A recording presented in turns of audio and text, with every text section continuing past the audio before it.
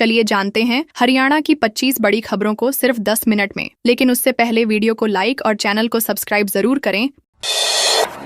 Haryana police के SI सहित 3 कर्मचारी सस्पेंड। राजस्थान में आरोपियों से अवैध वसूली के मामले में पकड़े जाने के बाद सिरसा साइबर पुलिस थाने के 3 पुलिसकर्मियों को सस्पेंड कर दिया गया है। आरोप है कि साइबर फ्रॉड केस की जांच के नाम पर ये पुलिसकर्मी राजस्थान गए थे, जहां आरोपियों से करीब 6 लाख रुपए वसूल लिए। इसी दौरान राजस्थान एसीबी की टीम ने उन्हें रंगे हाथों पकड़ लिया। हालांकि गिरफ्तारी नहीं हुई, लेकिन रिपोर्ट हरियाणा पुलिस को भेजी गई। इसके बाद सिरसा एसपी दीपक सहारन ने PSI Surendra, head constable Virendra और कांस्टेबल जगजीत सिंह को सस्पेंड कर पुलिस लाइन भेज दिया। हरियाणा कांग्रेस एमएलए की रील में पार्टी को बताया माड़ा। हरियाणा विधानसभा के विंटर सेशन के बीच कांग्रेस के विधायकों का एक सोशल मीडिया वीडियो चर्चा में आ गया है। नारनौंद से कांग्रेस एमएलए जस्सी पेटवाड़ के नाम से बने एक पेज पर पोस्ट रील में कांग्रेस को माड़ा यानी कमजोर बताया गया, जिसके बाद सियासी हलचल तेज हो गई। वीडियो में 4 विधायक विधानसभा में प्रवेश करते दिख रहे हैं और बैकग्राउंड में सिद्धू मूसेवाला का गाना चल रहा है। ये रील सोशल मीडिया पर वायरल हो गई और लाख से ज्यादा व्यूज मिले। विवाद बढ़ने पर वीडियो डिलीट कर दी गई। जस्सी पेटवाड़ ने सफाई देते हुए कहा कि ये फैन पेज का मामला है और उनका इससे कोई सीधा संबंध नहीं है।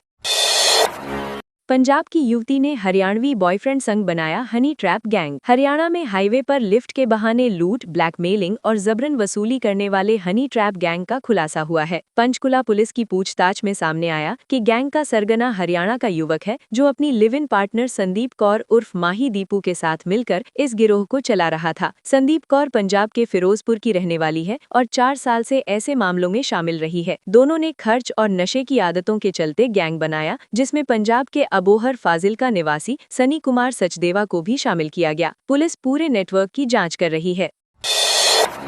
मुराद पूरी होने पर दावत में खिलाया गोमांस। हरियाणा के यमुनानगर जिले में मुराद पूरी होने की खुशी में आयोजित दावत में गोमांस परोसने का मामला सामने आया है। प्रतापनगर थाना क्षेत्र के गांव नागलपट्टी में दी गई इस दावत में बिरयानी के बीच गोमांस परोसे जाने की सूचना पर पुलिस मौके पर पहुंची। पुलिस ने बर्तनों से मांस के सैंपल लेकर जाँच के लिए लैब भेज दिए हैं। इस मामले में प्रतापनगर थाना पुलिस ने हेड कांस्टेबल प्रदीप कुमार की शिकायत पर 3 लोगों के खिलाफ गौवंश संरक्षण अधिनियम के तहत केस दर्ज किया है। पुलिस का कहना है कि रिपोर्ट आने के बाद आगे की कानूनी कार्यवाही की जाएगी।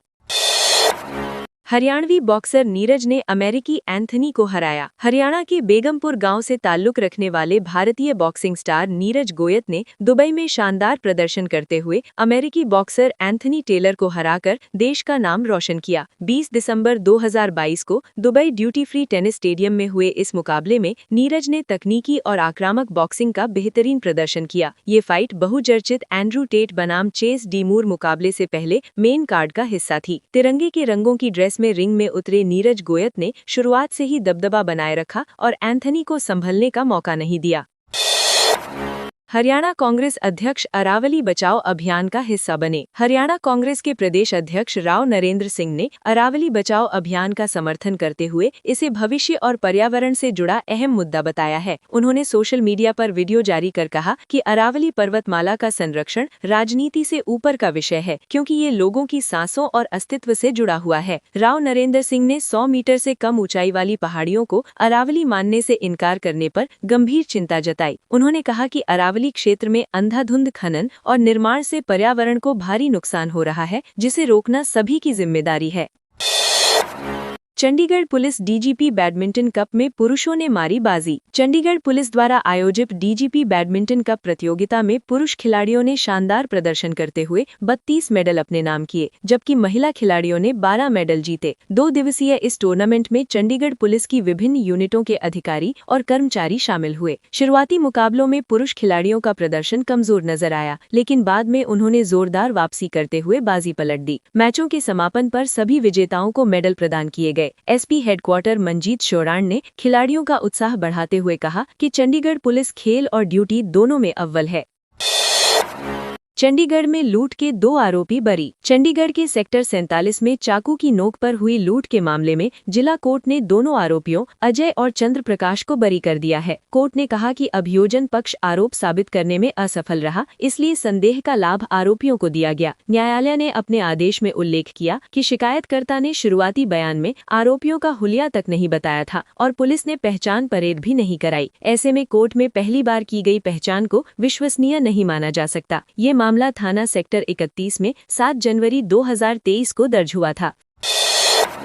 फतेहाबाद में मोहाली की कंपनी समेत डायरेक्टर्स पर एफआईआर। फतेहाबाद जिले में वर्मी कंपोस्ट प्रोडक्शन और फ्रेंचाइजी के नाम पर करीब 80 लाख रुपए की ठगी का मामला सामने आया है। गांव ढाणी चांचक के निवासी युवक की शिकायत पर सदर थाना पुलिस ने पंजाब की Amigos nature care private limited company और इसके 3 निदेशकों के खिलाफ केस दर्ज किया है। आरोप है कि कंपनी ने निवेश के नाम पर लोगों से बड़ी रकम वसूली, लेकिन न तो मुनाफा दिया और न ही पैसा लौटाया। पुलिस के अनुसार कंपनी का ऑफिस जिरकापुर के मोतिया रॉयल बिजनेस पार्क में स्थित है। मामले की जांच शुरू कर दी गई है। रोहतक में हिमांशु भाऊ और सन्नी रिटोलिया के बीच गैंगवार। रोहतक जिले के गांव रिटोली में 19 दिसंबर को 2 कुख्यात गैंगों के बीच खूनी गैंगवार हुई। हिमांशु भाऊ और सन्नी रिटोलिया गैंग के बीच इस टकराव में दोनों ओर से 70 से ज्यादा राउंड फायरिंग हुई। हमलावरों ने एक फॉर्च्यूनर गाड़ी पर करीब 25 गोलियां दागी। पुलिस को मौके से 57 खाली खोखे मिले हैं। इस घटना में हिमांशु भाऊ गैंग के सदस्य दीपांशु की मौत हो गई, जबकि शूटर रोहित घायल हुआ है। पुलिस के अनुसार दोनों गैंगों में 2019 से दुश्मनी चल रही है।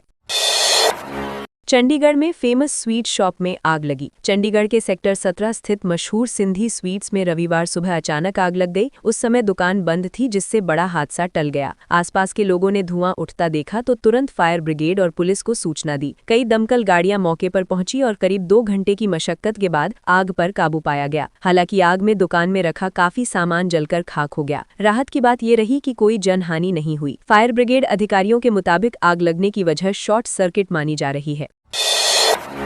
पानीपत का किसान 50 लोगों को दे रहा रोजगार। पानीपत जिले के गढ़ी केवल गांव निवासी किसान विनोद कुमार आधुनिक खेती अपनाकर मिसाल बन गए हैं। उन्होंने पारंपरिक गेहूं धान की खेती छोड़कर सब्जी उत्पादन शुरू किया और आज करीब 18 एकड़ में आधुनिक तकनीक से खेती कर रहे हैं। Drip system, poly house, net house और लो टनल जैसी तकनीकों से उनकी आमदनी बढ़ी है। इस खेती से न केवल उनका परिवार आत्मनिर्भर हुआ, बल्कि लगभग 50 लोगों को स्थायी रोजगार भी मिल रहा है। विनोद कुमार का कहना है कि सही तकनीक और मेहनत से खेती को भी मुनाफे का व्यवसाय बनाया जा सकता है।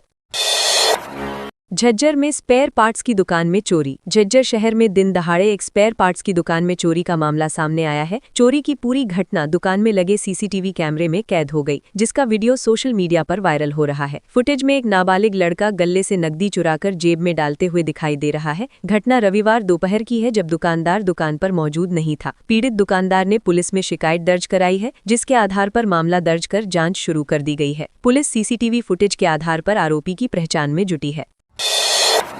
सोनीपत के गांवों में फिर शुरू होगा ठिकरी पहरा। सोनीपत जिले में सर्दियों के दौरान बढ़ती चोरी की घटनाओं पर अंकुश लगाने के लिए पुलिस ने गांवों में फिर से ठिकरी पहरा शुरू करने का फैसला लिया है। पुलिस आयुक्त ममता सिंह के निर्देश पर थाना प्रभारियों ने सरपंचों, चौकीदारों और गांव के गणमान्य लोगों के साथ बैठक की। इसमें तय किया गया कि ग्रामीण आपसी सहयोग से रात के समय पहरा देंगे। पुलिस का मानना है कि कोहरे और ठंड के मौसम में अपराध की आशंका बढ़ जाती है, इसलिए सामुदायिक सुरक्षा व्यवस्था को मजबूत कर अपराधियों पर नजर रखी जाएगी और संदिग्ध गतिविधियों की तुरंत सूचना पुलिस को दी जाएगी।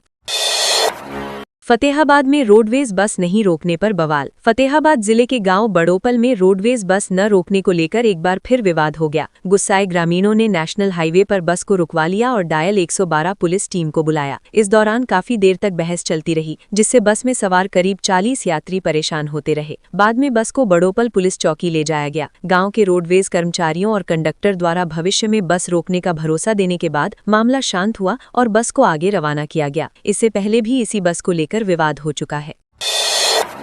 हरियाणा में तुरंत बर्खास्त होंगे रिश्वतखोर पुलिसकर्मी। हरियाणा पुलिस के महानिदेशक ओपी सिंह ने भ्रष्टाचार के खिलाफ सख्त रुख अपनाते हुए बड़ा बयान दिया है। उन्होंने कहा कि जो भी पुलिसकर्मी रिश्वत लेते रंगे हाथ पकड़ा जाएगा, उसे जांच के इंतजार में नहीं रखा जाएगा, बल्कि संविधान के अनुच्छेद 311 के तहत सीधे बर्खास्त किया जाएगा। डीजीपी ने सभी एसपी और सीपी को स्पष्ट निर्देश दिए हैं कि पुलिस विभाग में भ्रष्टाचार किसी भी हाल में बर्दाश्त नहीं किया जाएगा। उन्होंने बताया कि पिछले 2 महीनों में पकड़े गए कई कर्मियों पर ये कार्यवाही की जा चुकी है और आगे भी सख्ती जारी रहेगी।